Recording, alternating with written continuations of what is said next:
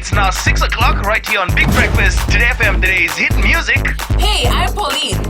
And I'm Alan. Tune in to the Breakfast Show on Today FM with Pauline and I every weekday morning. From 6 a.m. to 9 a.m. Right here on Today FM, today's hit music. Today FM, today's hit music.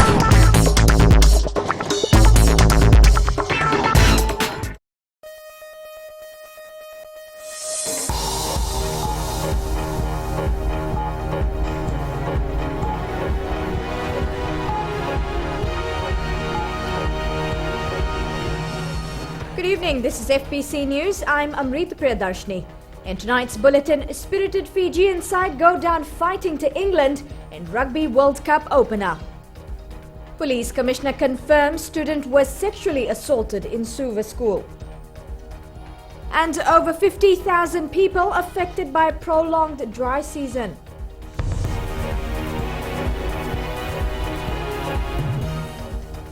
Leading with the Rugby World Cup, the Vodafone Flying Fijians put up a determined fight but lost to England 35-11 this morning. It was a spirited effort by the visitors who showed they mean business in the pool of death. Chalindao Dhaka has more. The reports and updates of the Rugby World Cup is proudly presented by Vodafone, Power to You, and Airports Fiji Limited, creating new experiences, Fiji's gateway to the world. In association with FMF, The Right Choice, Total, You Know Where to Turn, and Sun Insurance, for Fijians, by Fijians. Supported by Fiji Airways, Deluxe, Island Chill, Comfort Home Furnishing, Rooster Chicken, Legal Aid, Land Transport Authority, and Central Rentals. The 2015 World Cup has finally arrived with a spectacular opening ceremony at Twickenham Stadium. After the fanfare, it was down to business as the Flying Fijians laid down the challenge with the Dhimbi, only to be drowned out by the deafening English home crowd. England got off to a flying start with a penalty goal to fly half George Ford. Sustained pressure by England saw Fijian halfback Nicola Matawalu sent to the sin bin for an infringement in a driving maul. Referee Jaco Piper awarded a penalty try to the hosts. Fullback Mike Brown extended England's lead with a try in the corner. Matawalu had a chance to score Fiji's first points but dropped the ball on the line. Fiji turned the ball over from the scrum and Nandolo collected the cross kick from Ben Walla Walla to dot down a try. Nandolo kept Fiji in the contest with a penalty goal. Walla Walla added another penalty goal in the second half, but England soon found its rhythm as it scored 2 more tries to secure the win and a bonus point. The Flying Fijians put up a determined effort but were let down by basic mistakes at crucial times to allow England the first win in the 2015 World Cup. Chalindao Dhaka, FBC Sports. The nation came to a standstill this morning as the nation watched the much talked about and much awaited match of the Rugby World Cup, the Flying Fijians taking on England. Eleanor Trangoview has the story.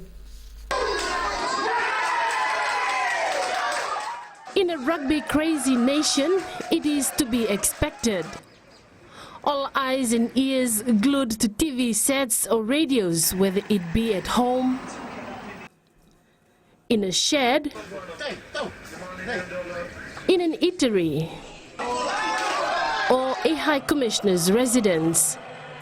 The nation came together as one to support the Flying Fijians as they started their World Cup campaign. Those who couldn't make it home in time for the game packed this McDonald's outlet in Suva to catch a glimpse of our gladiators take on a strong English side.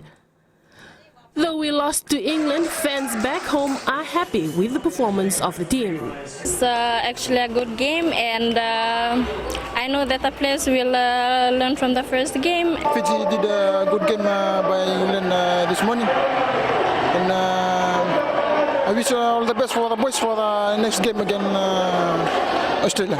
Boys play well this morning and give a tough game to England. And some mistake from the boys. I think they're gonna learn for their mistake in the next game with Australia.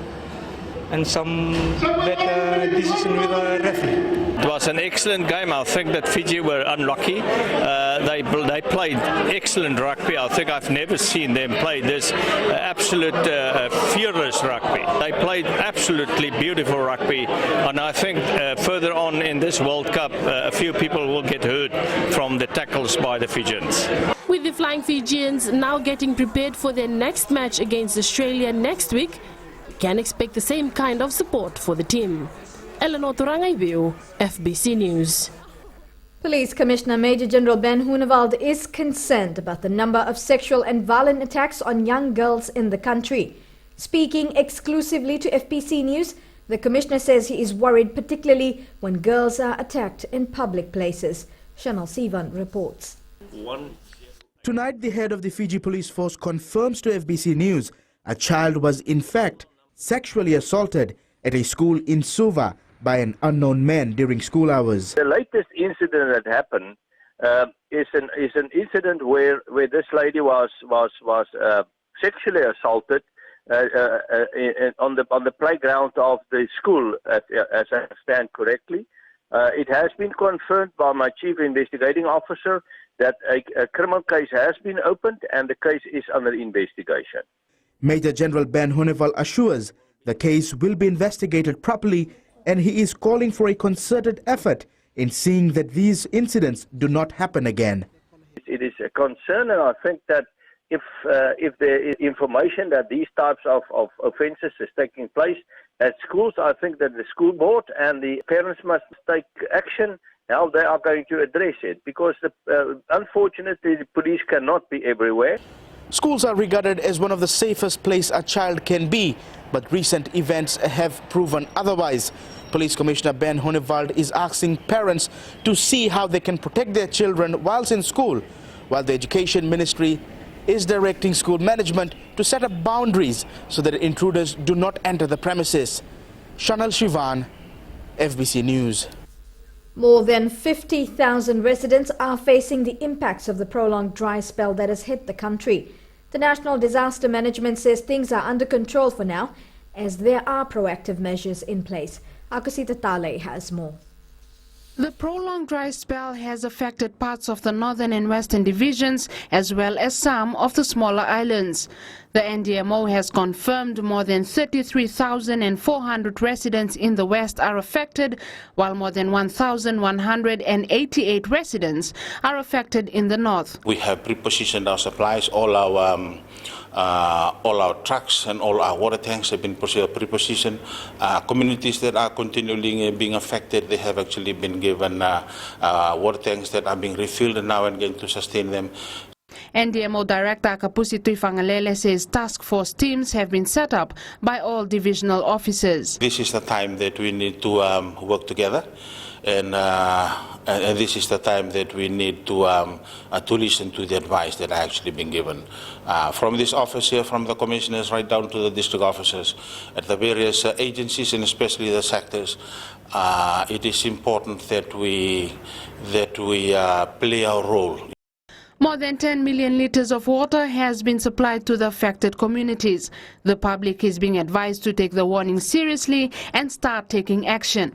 This is the time that we should be together to ensure that we should be able to go through this drought and water crisis together as a community and together as a nation, so that we should be able to survive this. Tuifangalele adds 300 residents are affected in the Central Division, while the Eastern Division remains resilient. However, he adds Bulia and Ravuni in Kandavu are some of the smaller islands affected, and residents are expected to receive water tanks from the NDMO next week. Akosita Tale, FBC News. Fiji Airways is looking to commence direct flights to Singapore in 2016. Board Chair Nalin Patel says the airline is currently working hard to finalize the required government, industry and airline partnerships, which are crucial for the success of the new route. Patel says talks are also progressing in the same regard for flights to China and other potential destinations. He adds further details on the new route will be made available once the necessary partnership agreements are confirmed. Still to come on FBC News, Fijian female tattooing moves underway to revive lost ancient art.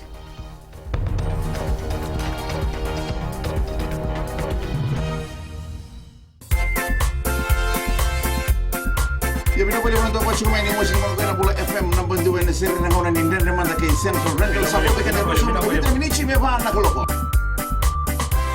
ni sabula oya wa wati soni dalai gonga e musi don nama dikirau mena tolu kene bitu ena via kabi moni tikena porombuka gori na lali ne kabi bula FM na bandu ena sirri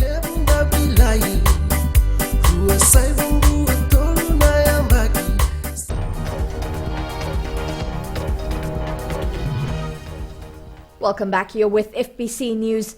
Harnessing the message of life. On Suicide Prevention Day, the students of Gurukul Primary School outside Lotoka were not to be undone as poems, skits, items and speeches on the subject took centre stage. Madhu Bolaitamana was in the Laisaweni and filed this report. Tempted to commit suicide. Statistics reveal that of the 80-plus people who committed suicide in the last 8 months, 30 were below the age of 25. Hence, the greater need to create more awareness at the younger age group.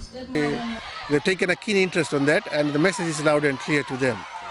And we hope that with this awareness, we'll help in preventing the suicides, as these children, the teenage group, are the most vulnerable. It did not take much prompting from the teachers at Gurukul Primary School as the students took to the floor in the day-long program, pushing home the message that suicide is definitely not the solution. This awareness program will go a long way to stop the suicide that is taking place. Here in our school, our teachers have prepared programs, guided the children, and they are taking part in various programs. The hope is that the day-long event called by the ministry will make progressive steps in ridding this social ill. Madhu Bolaitamana, FBC News. Medical practitioners and other interested parties have met to address critical issues regarding the care of individuals with kidney disease. The participants were brought together for the first neurology symposium by the Fiji National University and the International Society of Nephrology. Savara Tambor reports. There is a high number of people diagnosed annually with kidney failure, and only a small number are able to pursue dialysis, which is the only treatment available locally. Medical practitioners see the symposium as necessity. I am told that 500 to 600 people are diagnosed with kidney failure every year in Fiji. There are thousands of people who are suffering from chronic kidney disease at various stages. The vast majority, as much as 65%, in fact, is due to diabetes. Usamate says the symposium will pave a way forward to address the growing concern about kidney disease. The symposium also allowed 2 patients the opportunity to share their experiences. Table tennis representative Anthony Ho was diagnosed with kidney illness in 2008. Major issue here is, as we heard this morning, is early detection and making people aware, which means the distribution of information.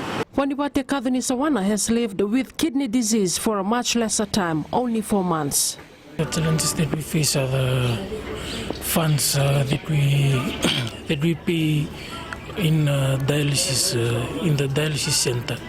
Australian renal physician Dr. Angus Ritchie says resources should be made available for patients. I think that the ministry should also invest funds in establishing a nephrology team to show leadership in this issue for the country, to make it a sustainable program. The organisers hope the symposium will be able to formulate resolution that will allow the participants to better facilitate the treatment of people with kidney disease in the country. Sabera Tambua, FBC News. 5 Fiji-born artists living in Australia and New Zealand have started a vital research and study into the practice of Fijian female tattooing. Sharon Latta reports the team has begun their research at the Fiji Museum Library and Art Collection, and they had an open day today. Traditional female tattoo initiated in Fiji, but the knowledge of this skill has disappeared over the years.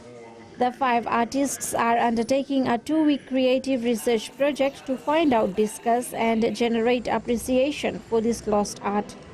We've started with ourselves and looking at our own genealogy and our own historical background in Fiji, and so there's been a particular interest because the vengia, the art, has kind of been, it hasn't been lost, but so much. Margaret All says the ancient and now lost tattoo art of vengia is part of our cultural heritage that was unique to Fiji, and they hope to one day revive it. Fiji because, we're all Fiji women, all have connections back to Fiji. Fiji, tattooing, I should say, is quite a popular, I suppose, way of expression. Melanesian tattoo artist Julia Gray did a live demonstration of the traditional hand-poke tattoo style at the open day at the Fiji Museum. It's good to know that these practices, these skills, this art form existed. Otherwise, we'd just go blindly through into the future without knowing that, this was something that was done only for women in the past. In ancient Fiji, women were the tattoo artists, and they also received revered Fijian tattoo of vengia. Girls were tattooed at puberty, and the ceremony initiated them as women and signified their eligibility for marriage. Sharin Lata, FBC News. A new slaughterhouse for ducks and chickens has been opened in Baulevu, Naitasiri. The facility, which costs around $25,000, is expected to benefit farmers living in and around this area. Akusita Tale has more. Abdul Harif started his poultry business with only a few ducks and chicken 15 years ago. At 49 years of age, he now has a $25,000 facility to slaughter ducks. All on his own, he set up his business and complied with all government requirements to enable his new business to run. 15 years ago, I had this thought to do business similar to this when the help of other suppliers. The middlemen supply the ducks to me as they don't have a market. So I'm able to help them and make money for myself too. The Agriculture Ministry has praised the poultry farmer, and Permanent Secretary Uraya Waimbuta is calling on others to show the same initiative. The impact of this definitely won't only be realized by the family itself, but by the whole communities here in Baulevu. I know you have about 10 outgrowers already that will be supplying you with ducks, and the benefit of that definitely will trickle down to those people that will be supplying you with the ducks for processing in your facility. Neighboring poultry farmers don't have to travel far to slaughter ducks nor look for markets to sell. I'm the small farmer who supply the meat bags and the ducks. The big breast is ready in 6 weeks. The ducks is ready in 8 weeks. So I'm very, very helpful and grateful to this fella to have this abattoir, and it's gonna help me and benefit in long time.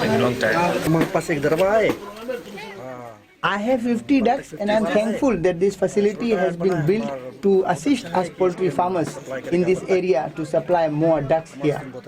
Harif has around 50 to 100 female ducks and some livestock.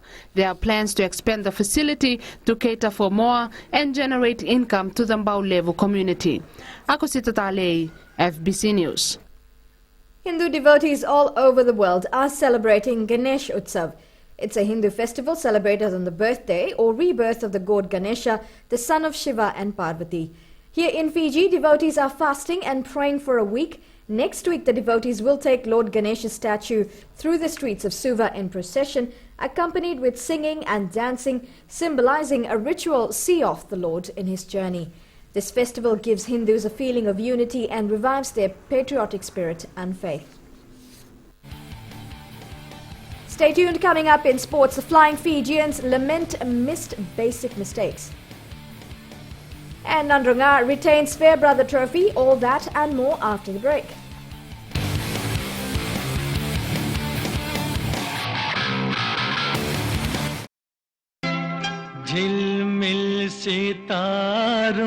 घर संसार में आपका स्वागत है।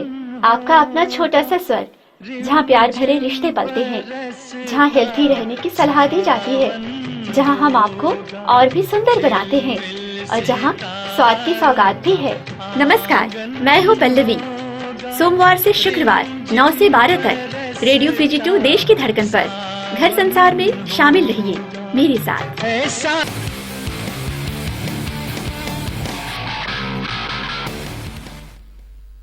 Welcome to FPC Sports. Now, the Flying Fijians are lamenting the missed opportunities and basic mistakes committed in their first outing in the 2015 Rugby World Cup. John McKee says the side lost focus in crucial times, which the England pack pounced on to clinch the opening bonus point win. Chalindal Dakadaka has more. The Flying Fijians went into the opening Pool A match with high hopes. The slippery conditions did not help Fiji's cause, as signalled by this knock-on by fly half Ben Volabola. It was really exciting. It was a really exciting time, great atmosphere, and just needed to settle myself down after that first mistake and carry on with the game. We just didn't hold on to the ball and build pressure.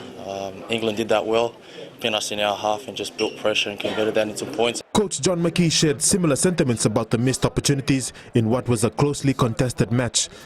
Look, at the start of the game, maybe some of the pressure, a lot of the boys were under a lot of pressure. We made some errors, and you look at the start of the game with, a penalty try from the driving maul, and then England scored a try from a turnover on our line-out. It really cost us dearly. A bright spot in Fiji's loss would be how well the forwards did in the set pieces, which has been a main focus in training leading up to the encounter. I think that was the major work on our scrums and our lineouts, and I think we improved a lot today. But there's some more miss, there's some small details still to work on, and that's where we're going to work on to improve. The Flying Fijians will now lick their wounds, regroup and prepare for another brutal pool encounter against Australia next Thursday in Cardiff. Talendo Takavaka, FBC Sports. Meanwhile, one of Fiji's star players says the team can bounce back from the opening loss. Coming into the match, a lot of media hype surrounded Nemani Nandolo, and he did not disappoint by scoring the team's lone try in the 30th minute. I don't think the scoreboard reflected tonight's game. I thought we played really well. Look, England turned, they got their opportunities and they took them, and they scored. They turned them into points, and when they shot out with that 15-0 lead in the first 20 minutes, it probably carried them right through the game. Nandolo scored his 16th Test try, taking him into joint second place on the all-time Fiji top try scorers list, 4 behind Sunny Valati Laulau, who scored 20 tries between 1980 and 1985. England coach Stuart Lancaster has singled out key areas that his side will need to work on in order to win the World Cup on home soil. Fiji turned over more balls than England, and the rushing defence prevented the hosts from executing set plays on attack. I think contact area Fiji made it very difficult. They were very competitive at the breakdown, and we need to be a bit more direct, to be honest. And I think in the last 20 minutes or so we were a lot more direct and we caused them more problems. And obviously I think we gave away a couple of penalties that break down ourselves in terms of not rolling away, so we're going to need to address those issues. England will take on Wales in its next Pool A match next Sunday. In local rugby, the Nandronga rugby side has successfully retained the HFC Bank Fairbrother Trophy after defeating Suva 35-23 at Prince Charles Park this afternoon. Here are the highlights. Lose it side as Brown goes forward, and Brown very close, but Tundraki's right there, and Suva has been given the try.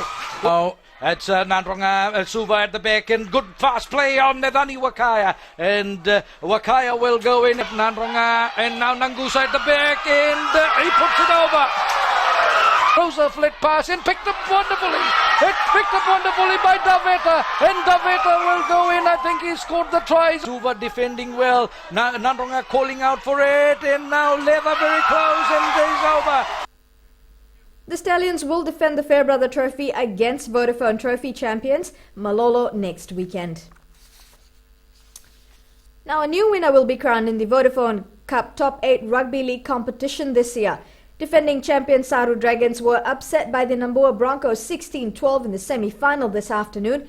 The Broncos will face the Sambeto Roosters in the final next weekend after the latter defeated Burenitu Cowboys 27-8.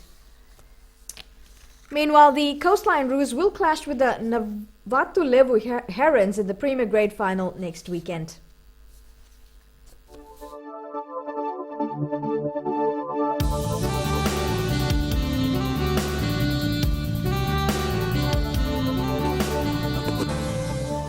Today, cloud and showers were experienced over the group. A trough of low pressure lies slow moving just east of Solomon Islands and extends southeastwards over to just west of Fiji. Meanwhile, a broad easterly wind flow prevails over most southwest Pacific island countries.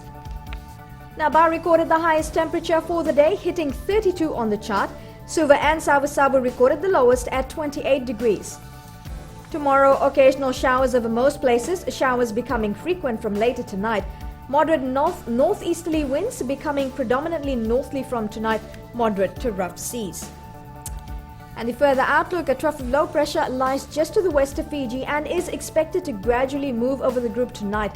Associated cloud and showers are expected to affect the group till Monday. Recapping the main stories, spirited Fijian side go down fighting to England in Rugby World Cup opener. Police Commissioner confirms student was sexually assaulted in Suva school, and over 50,000 people affected by prolonged dry season. On to our poll question this week. Can we beat England in the Rugby World Cup opener? Well, we all know the answer to that by now. Remember, you can send us newsworthy pictures and videos on email citizens@fbc.com.fj or share it with us via our Facebook page, FBC News. And if you're on Twitter, follow and tweet us your news tips at FBC News or simply #FBC News. You've been watching FBC News. I'm Amrita Priyadarshini. Good night.